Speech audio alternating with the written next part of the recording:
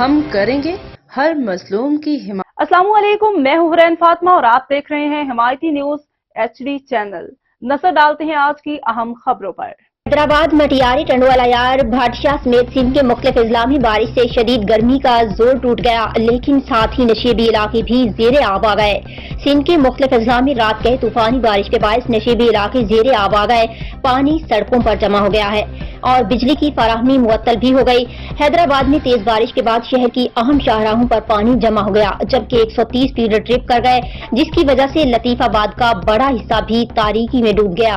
ہیسکو کے فیڈر بند ہونے سے شہر سے نکاسی آب کا عمل متاثر ہو گیا ہے۔ اس کے علاوہ ضلع مٹیاری میں بھی رات گئے طوفانی بارش سے نشیبی علاقے زیر آب آ گئے اور ضلع بھر میں بجلی کی فراہمی معطل ہو گئی۔ دوسری جانب ٹنڈوادن، شہداد پور، سانگڑ سمیت گردونواہ میں گرج چمک کے ساتھ بارش سے نشیبی علاقوں میں پانی جمع ہو گیا اور بجلی معطل ہو گئی۔